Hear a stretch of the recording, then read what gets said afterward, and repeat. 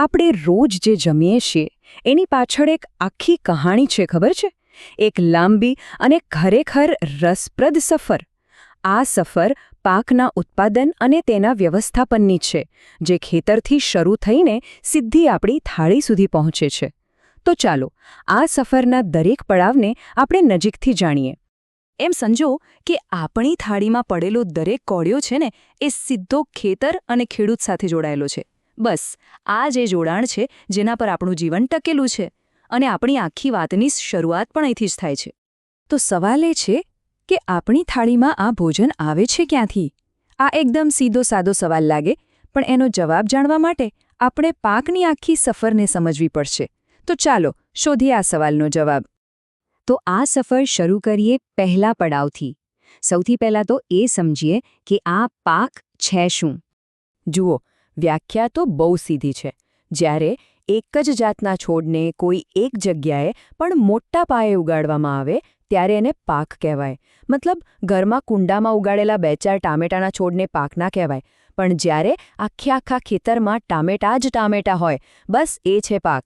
અને આટલા મોટા પાયે ઉત્પાદન થાય ત્યારે જ તો લાખો લોકોનું પેટ ભરાય ને. અને ભારતમાં તો આ પાકનું આખું ગણિત ઋતુઓ સાથે જોડાયેલું છે. ખરેખર રસપ્રદ છે આ. મુખ્યત્વે 2 પ્રકારના પાક હોય છે. એક છે ખરીફ પાક, જે ચોમાસામાં એટલે કે વરસાદની સિઝનમાં લેવાય, જેમ કે ડાંગર, મકાઈ અને સોયાબીન. અને બીજો છે રવિ પાક, એ શિયાળામાં લેવાય, જેમ કે ઘઉં, ચણા, વટાણા. તો પાક કયો લેવો છે, ઋતુ કઈ છે, બધું નક્કી થઈ ગયું. પણ ખેડૂત આ બધી શરૂઆત કરે ક્યાંથી? વેલ, સૌથી પહેલું અને સૌથી અગત્યનું કામ છે ખેતર તૈયાર કરવાનું. જાણે કે બીજ માટે એક સરસ મજાનું ઘર બનાવવાનું. આ જે પહેલું સ્ટેપ છે ને, એ છે જમીનને ઉપર નીચે કરીને પોચી બનાવવાનું, જેને આપણે ખેડાણ કહીએ છીએ. આવું કરવાથી ફાયદો શું? ફાયદો એ કે છોડના મૂળ જમીનમાં ઊંડે સુધી જઈ શકે, અને એટલું જ નહીં, પોચી માટીમાં મૂળને હવા પણ મળે, એટલે કે સરળતાથી શ્વાસ લઈ શકે.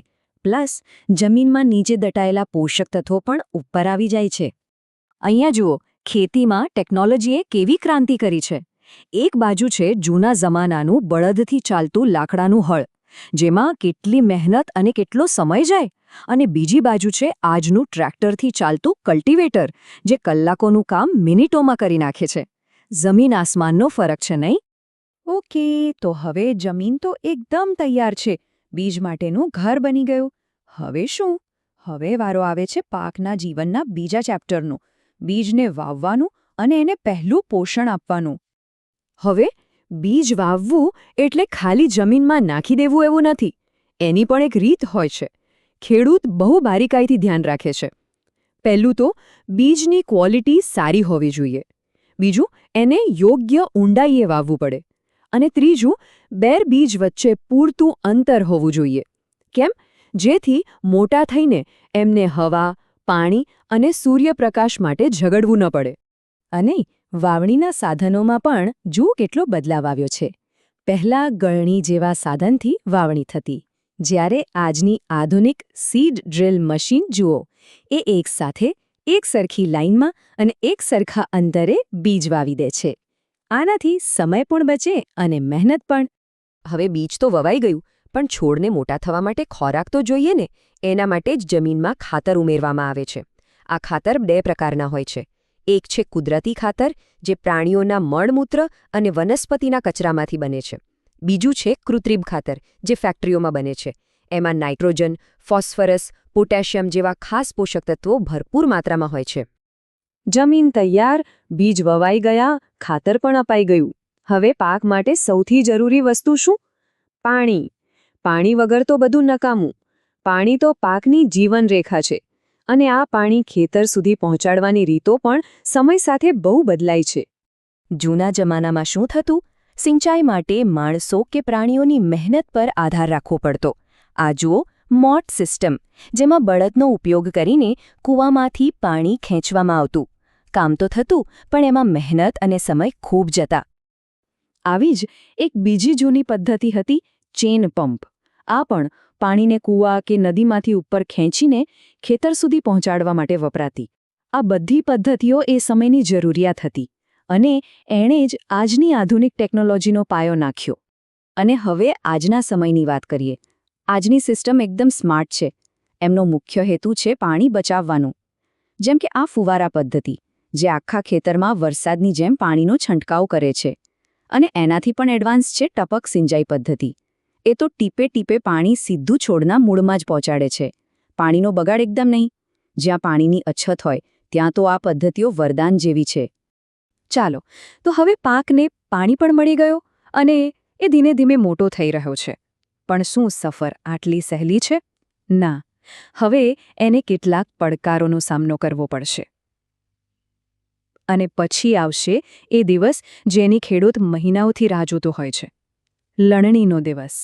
તો પાકનો એક મોટો દુશ્મન છે આ વણનોતર્યા મહેમાનો, એટલે કે નીંદણ.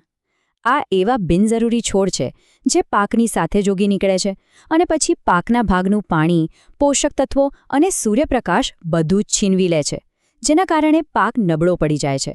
એટલે એમને ખેતરમાંથી કાઢવા ખૂબ જ જરૂરી છે. અને બધા પડકારોને પાર કરીને હવે આવે છે આખી સફરનો ક્લાઇમેક્સ, લણણી. અને આજના સમયમાં લણણી કેવી રીતે થાય છે? આ જુઓ, આ છે કમ્બાઇન્ડ હાર્વેસ્ટર. આ મશીન તો એક જાદુ જેવું છે. એ એક જ વારમાં પાકને કાપે છે, દાણા છૂટા પાડે છે અને એને સાફ પણ કરી દે છે. જે કામમાં પહેલા દિવસો નીકળી જતા, એ હવે કલાકોમાં પતી જાય છે. તો પાક લણાઈ ગયો, દાણાના ઢગલા થઈ ગયા. પણ અહીંયા કામ પૂરું નથી થતું. હજી એક ખૂબ જ મહત્વનું સ્ટેપ બાકી છે.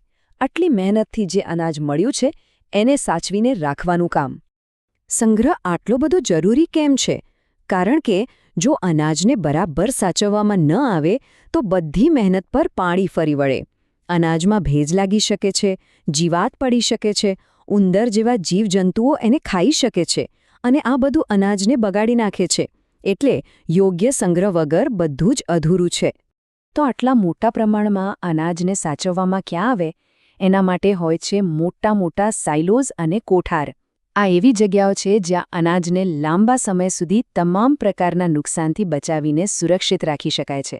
અને બસ અહીં આપણી પાકની ખેતરથી લઈને ગોડાઉન સુધીની સફર પૂરી થાય છે.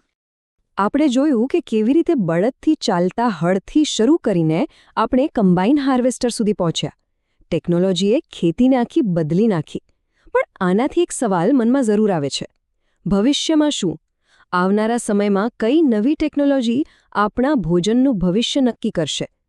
આ એક એવો સવાલ છે જેનો જવાબ આવનારો સમય જ આપશે.